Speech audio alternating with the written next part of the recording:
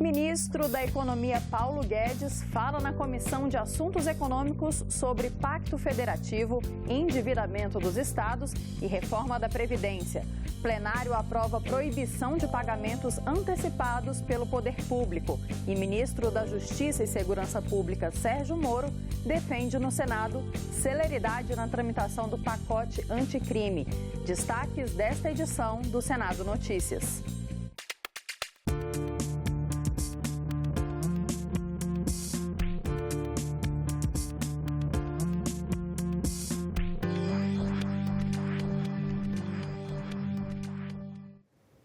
Olá, boa noite.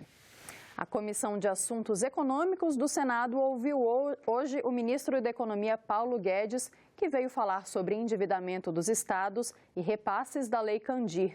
O ministro também defendeu a aprovação da reforma da Previdência. Com a presença do presidente do Senado, o ministro falou cerca de 40 minutos. Ele explicou que o primeiro passo para resolver o problema da dívida dos estados é a reforma da Previdência. E, em segundo plano, sugeriu ao Congresso que coloque na pauta mudanças no Pacto Federativo para melhorar a distribuição dos recursos para estados e municípios. O problema da Previdência é de sobrevivência esse ano ainda. E o problema do Pacto Federativo é como redesenhar o futuro do Brasil. Sobre a dívida do governo com os estados por causa da Lei Candir, Paulo Guedes explicou que ela não foi paga por vários governos e que a União vai quebrar se tiver que pagar o passivo dessa dívida. A Lei Candir, aprovada em 1996, isentou do ICMS produtos e serviços exportados, mas previu que a perda de arrecadação de estados e municípios seria compensada pela União. O problema é que esse repasse não tem sido feito com regularidade e os governadores se queixam que os valores pagos são insuficientes. Lei Candir morreu há muito tempo. O senhor não vai ressuscitar? Evidentemente que não. Nós estamos fazendo algo muito melhor no lugar. Nós estamos dizendo o seguinte: quanto é que você esperava ganhar e não recebeu nada até hoje? Em 30 dias, o governo deve lançar um novo plano de equilíbrio financeiro para ajudar na recuperação fiscal dos estados. Segundo Paulo Guedes, o governo deve entrar com 10 bilhões de reais, mas esse valor pode aumentar caso a reforma da Previdência seja aprovada. O ministro sinalizou também que deve criar um imposto único federal que seria compartilhado com os estados. O objetivo é descentralizar os recursos. São 3 atos. Primeiro ato, plano de equilíbrio financeiro. 30 dias sai. Você chega lá e fala: eu vou fazer o seguinte, vou fazer essas reformas, vou ganhar 1 bilhão no primeiro ano, 2 no segundo, 3, 4. Em vez de você entregar o tanque cheio, nós vamos homogeneizar isso, redistribuir isso no tempo. Esse é o plano de equilíbrio fiscal. Aí tem o segundo, que é esse outro plano, que é o seguinte: olha, pode esquecer Lei Candir, pode esquecer o FEX, porque a partir do ano que vem vocês estão recebendo mais do que a soma dos dois. Garantido, sem falar em pré-sal. Terceiro, Pacto Federativo. Esse é um redesenho para os próximos 30 anos da República Federativa Brasileira. Os senadores aproveitaram para fazer perguntas ao ministro sobre pontos da reforma da Previdência e outras questões econômicas. Essa impressão que às vezes passa de que existe uma oposição, a oposição que quer isso, a oposição que quer aquilo, eu acho que é um pouco equivocada. Me penitencio, isso, nosso time está falhando. Acho que tem havido uma falha dramática. Eu acho que é um governo que está tentando acertar. E aí, de repente, quando ele parte para as ações no Congresso, o principal opositor dele é ele mesmo? A questão da aposentadoria rural, a questão da redução da idade mínima da mulher do campo e a questão do BPC não chega a 8% desse percentual. Ou seja, é um valor muito pequeno, num montante muito grande, onde o impacto na vida dessas pessoas vai ser uma coisa terrível. A senadora falou muito bem. Tem coisas aí que, se tirarem, financeiramente não vai fazer, mas vai permitir que a fraude continue solta. Entendeu? E só um presidente americano poderia caber essa ideia estapafúrdia de tirar o Brasil da OMC para poder entrar na OCDE, com arrogância que é mais ou menos inerente aos governos americanos. Nós queremos entrar na OECD. Aí ele virou e falou assim: só se vocês saírem da OMC, porque afinal de contas vocês não podem ser rico e pobre ao mesmo tempo. Então o assunto OCDE e OMC, como disse o senador Serra, Isso leva algum tempo, é um ano e meio para você ir naquela direção. Se a reforma não for aprovada, o mundo acaba, ou o mundo não acaba porque tem outra saída fora a reforma. Então, você está com déficit 130, não fez a reforma, o ano que vem foi para 140, foi para 130, mais quase 170, 180 bilhões. No ano seguinte, 230. Quer dizer, o Brasil vai explodir.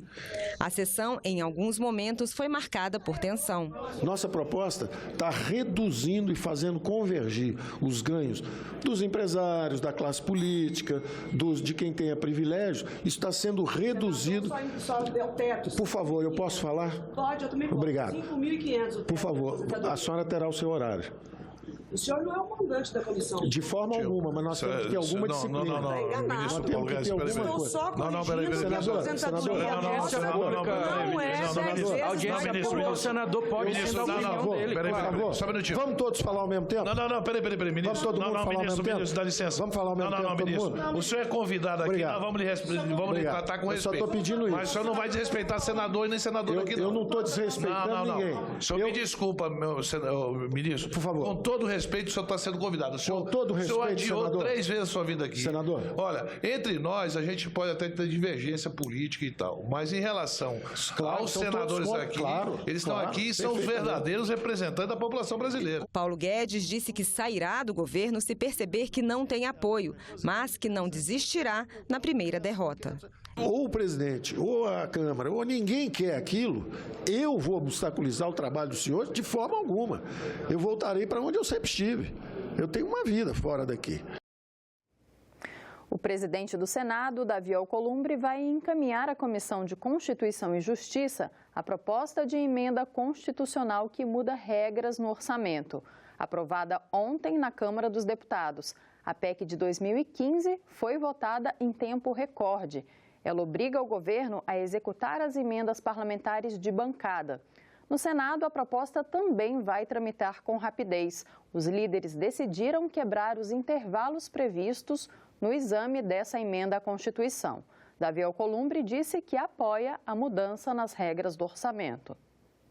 Do meu ponto de vista, como parlamentar, eu não tenho dúvida que recursos parlamentares sempre foram os únicos recursos que os prefeitos e os governos têm na ponta para realizar suas operações e as suas ações na vida das pessoas. E se essa PEC for para descentralizar esse recurso e fazer com que esse recurso chegue na ponta, eu continuarei apoiando uma matéria com essa envergadura. Os senadores aprovaram nesta quarta-feira projeto que proíbe o poder público de pagar antecipadamente por serviços que ainda serão prestados. O projeto, que altera a lei de licitações, permite pagamento antecipado apenas quando o edital der garantias efetivas da realização integral e satisfatória do contrato. Outra proposta aprovada pelos senadores altera a lei de sociedades anônimas.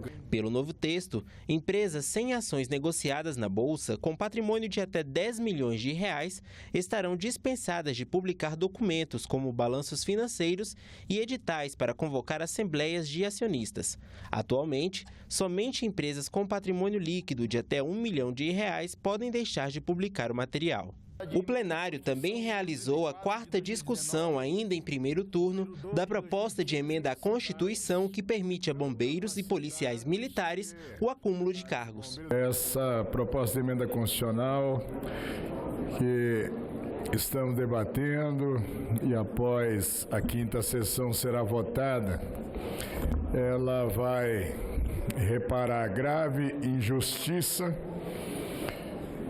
e ainda reforçar a aproximação da instituição policial militar e bombeiro militar com a população. O que nós temos aqui, presidente, é uma regularização de uma atividade que, às vezes, o militar acaba sendo obrigado a fazer na clandestinidade para poder melhorar os seus rendimentos financeiros ao final do mês.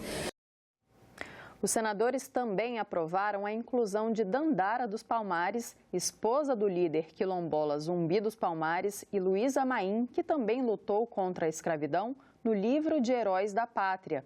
A inclusão do nome de Ulisses Guimarães no livro também foi aprovada.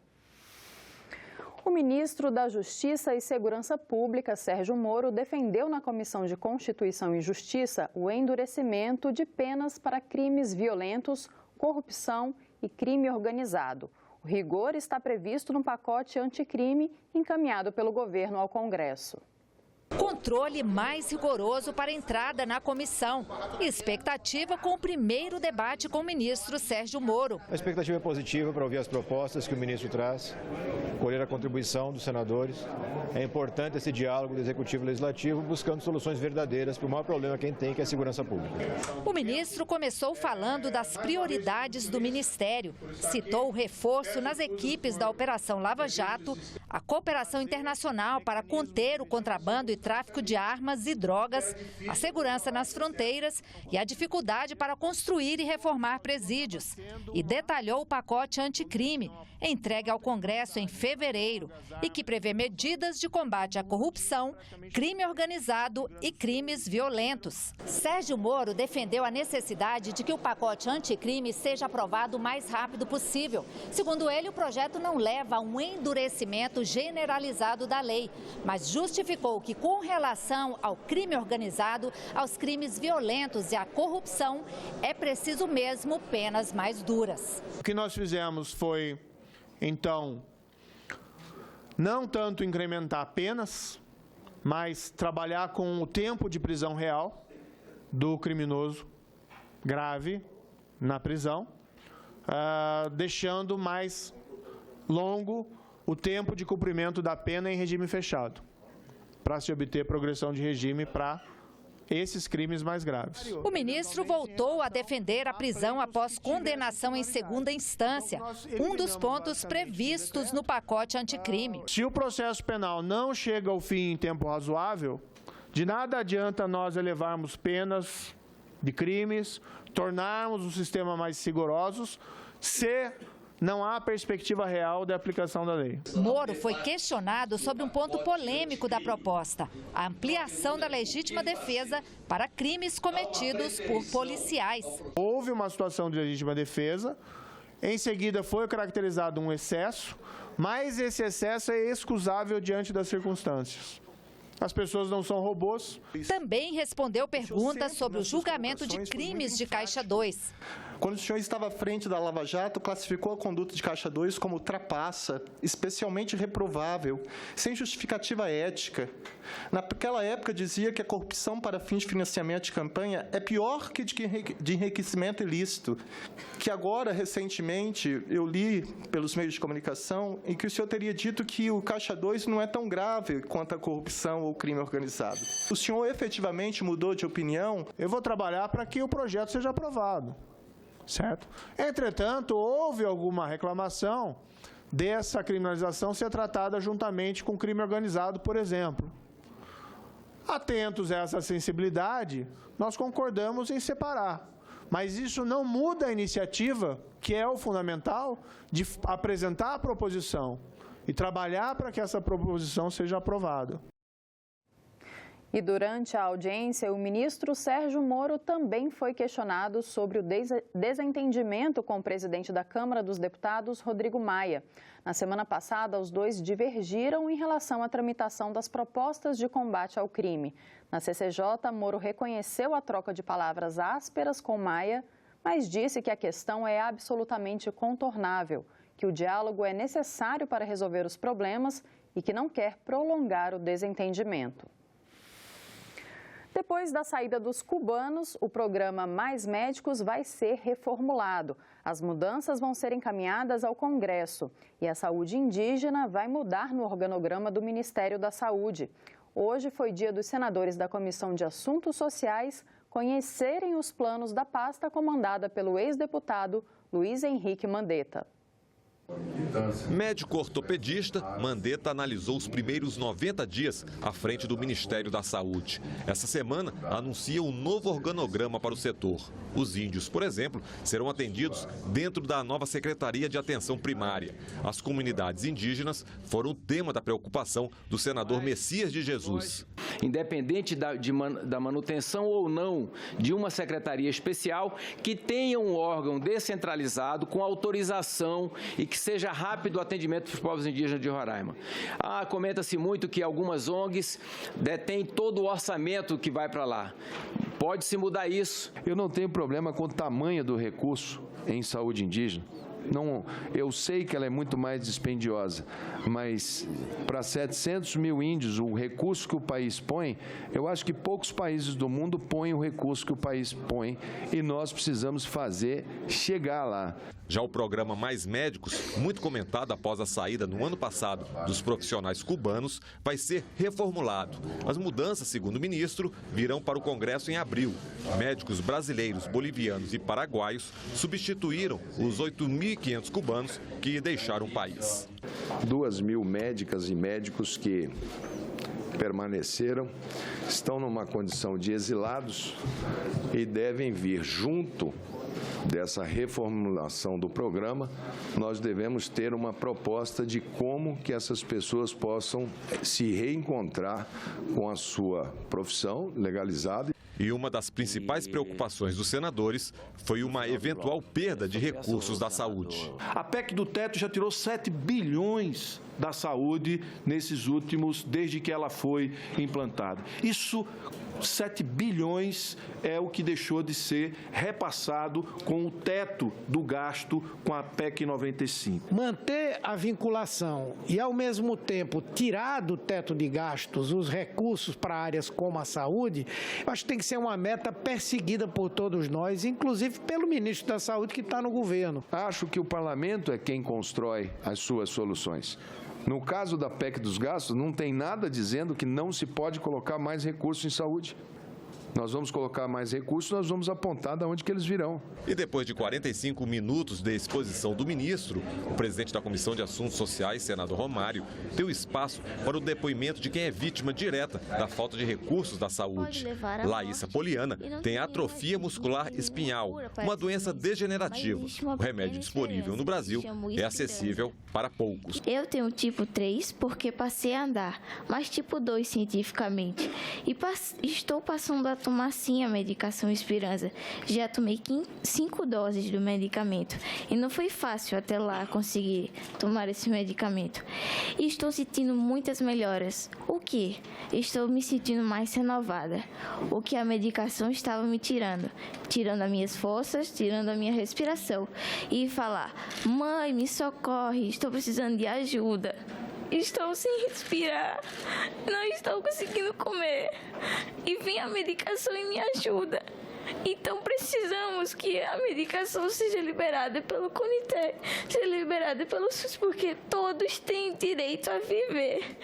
Não precisamos pagar para viver. Não é uma medicação simples, não é um comprimido que se toma todo dia, ele é super monitorado. A gente está na esperança de que em breve a gente tenha terapia genética para esta doença, é a primeira que deve estar sinalizando, que é silenciar o gene que está se manifestando, ele aciona, o laboratório em questão sinaliza com a cura. As doenças raras, depois do projeto Genoma, o que era raro, passaram a identificar dentro do projeto Genoma qual é o gene que está se manifestando e agora os laboratórios estão indo atrás. E o ministro da Saúde anunciou a data do início da campanha nacional contra a gripe. Vai ser no dia 10 de abril. O ministro do Meio Ambiente, Ricardo Salles, também veio ao Senado hoje. Ele falou das prioridades do Ministério e respondeu a perguntas sobre a liberação de agrotóxicos e o tratamento dado ao problema das mudanças climáticas. O ministro disse que a agenda de qualidade ambiental urbana é a prioridade do Ministério. Ele lembrou que o meio ambiente equilibrado é um direito fundamental e que 75% da população do país hoje vive nas cidades. Na agenda de qualidade ambiental urbana, o saneamento talvez seja uma das matérias ou a matéria mais relevante. Para além do tema de saneamento, também a parte de resíduos. Também faz parte desta agenda de qualidade ambiental urbana a qualidade do ar. Aperfeiçoar a interação do Ministério com os setores produtivos é outra prioridade. Nós entendemos que é extremamente importante inocular desde o primeiro momento, do início da concepção do projeto, da ideia, enfim, a preocupação com o tema ambiental. O ministro falou também de licenciamento e fiscalização. Disse que o foco principal deve estar nos empreendimentos de maior risco. É preciso saber priorizar, portanto, esses esforços, seja de recursos humanos, de tecnologia ou orçamentários, para os temas, de fato, de maior relevância. A liberação recente de agrotóxicos proibidos em outros países foi questionada. Os senadores também criticaram a extinção de órgãos voltados para a questão climática nos Ministérios de Relações Exteriores e do Meio Ambiente. Eu pergunto se isso é, por acaso, um sinal concreto, e se Vossa Excelência concorda com essa diretriz, de que o Brasil vai passar a se alinhar a partir de agora com a posição dos Estados Unidos, que oficialmente assume uma atitude negacionista em relação ao aquecimento global. Nós não temos posição alinhada, não temos essa visão negacionista, ao contrário, já dissemos que o Brasil continua, como de fato já dito até pelo presidente mais de uma vez. Liberamos agora esses 54 novos agrotóxicos, 21 deles denominados pela própria Anvisa como altamente tóxicos. 70% deles têm proibição em alguns outros países do mundo. E ressalto que aqui no Brasil, a reavaliação dessa liberação, ordinariamente falando, só é feita daqui a 15 anos. A questão é sistêmica, é esse sistema que gera justamente esses riscos à sociedade, porque demora tanto para analisar e aprovar ou até eventualmente rechaçar alguma coisa que quando faz de maneira tardia, e a resposta tardia é, no mais das vezes, inadequada. O Senado realizou ontem uma sessão para a entrega do diploma Berta Lutz a pessoas que se destacaram na luta pela emancipação das mulheres. Em entrevista à jornalista Renata de Paula, a senadora Cátia Abreu lembrou que Berta Lutz foi uma grande guerreira na defesa dos direitos políticos da mulher, como o direito de voto. Desde 2001, o diploma Berta Lutz é entregue a pessoas que se destacam na luta por direitos das mulheres no país. Este ano, o Senado homenageou 23 mulheres e um homem. Nós vamos conversar sobre o diploma Berta Lutz e sobre direitos das mulheres com a senadora Cátia Abreu, do PDT de Tocantins. Seja bem-vinda, senadora. Muito obrigada pela oportunidade e quero cumprimentar a todos que nos assistem. Senadora, qual é a importância hoje de se fazer uma homenagem como essa, que destaca a luta de mulheres por direitos no Brasil?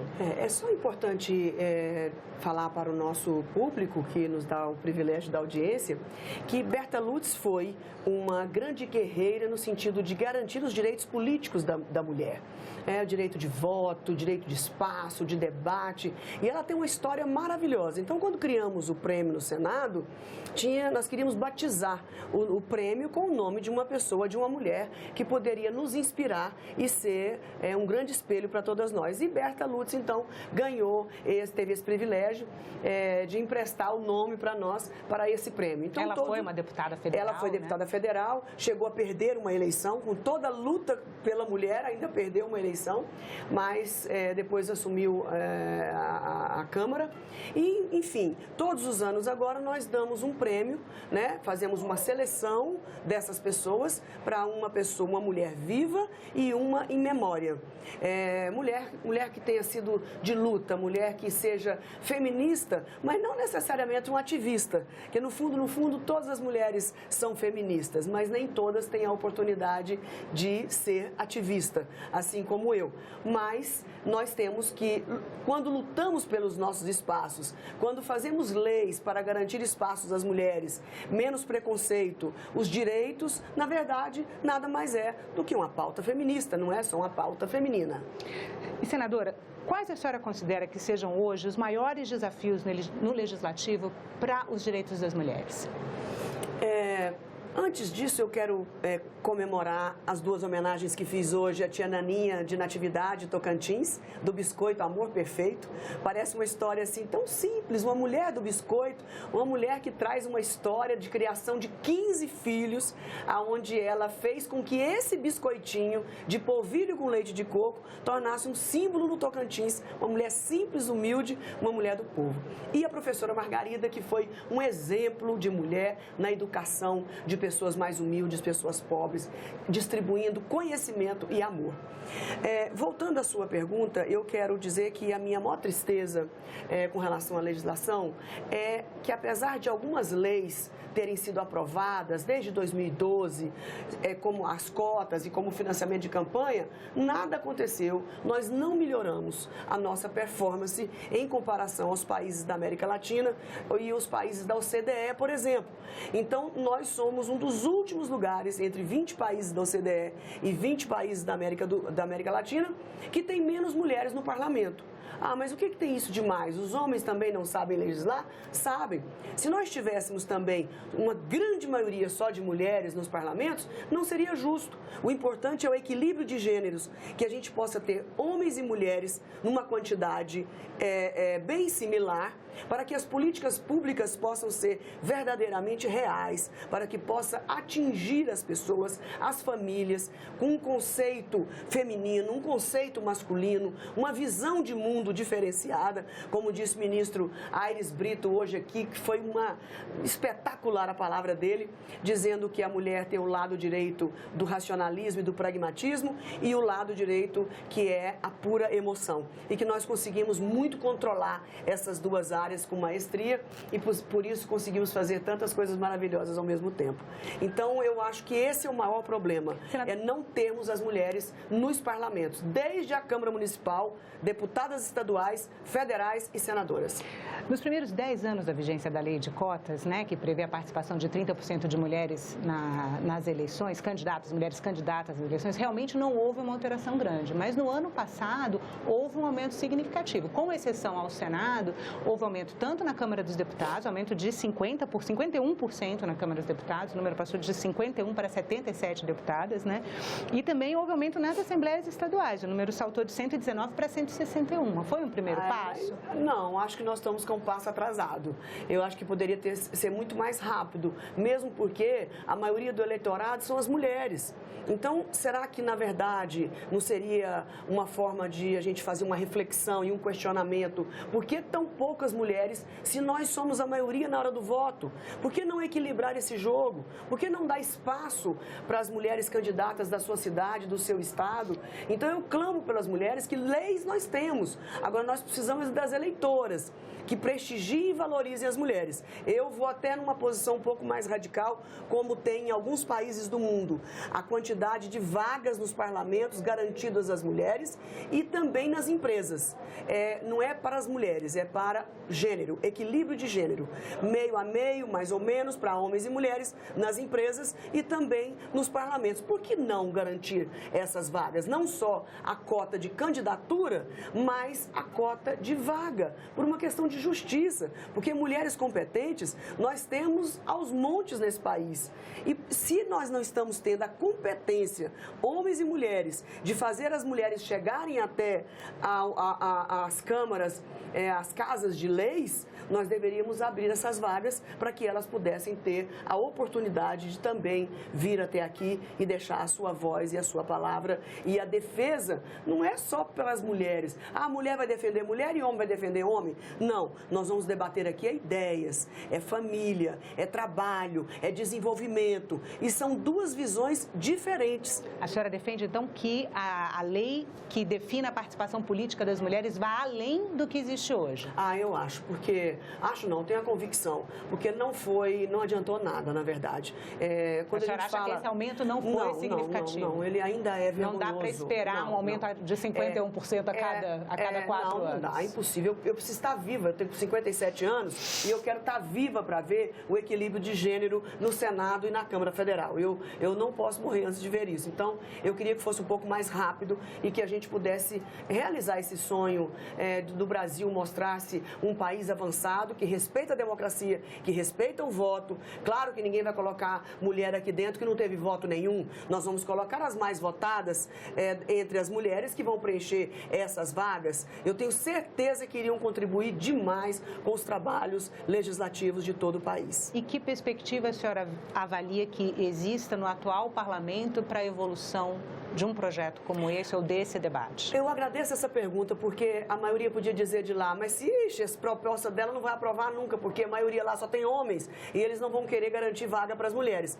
Engano. Neste exato momento, depois da obrigatoriedade das cotas e do financiamento para as mulheres, muitos candidatos e partidos por aí fizeram as candidatas laranjas. E agora nós estamos vendo os escândalos na televisão. Então, isso está começando a incomodar os homens, porque se o Ministério Público e a Justiça conseguir provar que as mulheres foram colocadas lá só para cumprir tabela e a lei, vai cair a chapa toda, inclusive os homens que foram eleitos. Então eles agora, por esperteza também, poderão aceitar essa proposta, porque não querem colocar em risco essa obrigatoriedade de colocar as laranjas para cumprir a lei e depois eles poderem perder o mandato. Então acho que é um momento ideal para se discutir isso. Não precisa colocar agora 50%, mas nós poderíamos sim arriscar 30%, já que nós colocamos 30% de candidatas, vagas para candidatas, por que não colocar 30% para eleitas? Então, eu acho isso da maior importância, que nós possamos ter esse equilíbrio para que a gente possa ter leis melhores no país, mais equilibradas, com maior consenso. A senhora fez um chamamento aí às eleitoras, né, para que votem em mulheres, mas e as candidatas?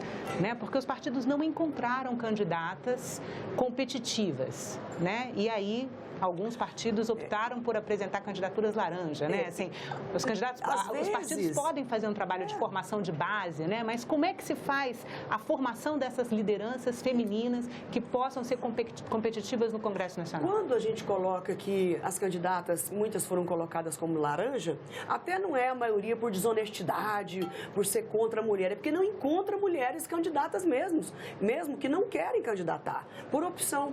Porque criou-se um preconceito na sociedade que política é lugar de homens, que o cafezinho da política só tem homens. Então as mulheres vão ficando alijadas e de certa forma até algumas mal vistas. Ai, que mulher que fala demais, essa mulher quer se meter em tudo. Quando é um homem que fala demais e se mete em tudo, ninguém critica. Mas as mulheres vão ficando cada vez mais inibidas de participar. Então às vezes tem uma roda enorme de políticos conversando, normalmente às vezes chega uma mulher, duas, logo a roda se desfaz, né? Então isso precisa acabar, porque os assuntos são pertinentes aos dois gêneros. Então, as mulheres precisam ter um melhor acolhimento na política. Os seus pais incentivarem as suas filhas, os maridos darem corda a esse talento que as mulheres carregam na política, os próprios irmãos, os namorados, os amigos, incentivar as mulheres a chegarem até aqui. Ao contrário, muita gente às vezes fala, isso não é coisa de mulher, isso é coisa para homem, é lugar de muita gente suja, isso é lugar de confusão, isso não é lugar de Deus. A gente ouve de tudo, né? Então, nós precisamos encorajar as mulheres, que a política é lugar de mulher, sim. A política é lugar de homens e é lugar de mulheres, porque não tem nenhum homem na face da terra que não tenha nascido por uma mulher. Senadora, muito obrigada pela entrevista. Ficamos por aqui. Você pode rever as reportagens desta edição na nossa página na internet, senado.leg.br/TV. Muito obrigada pela companhia. Continue com a gente aqui na TV Senado.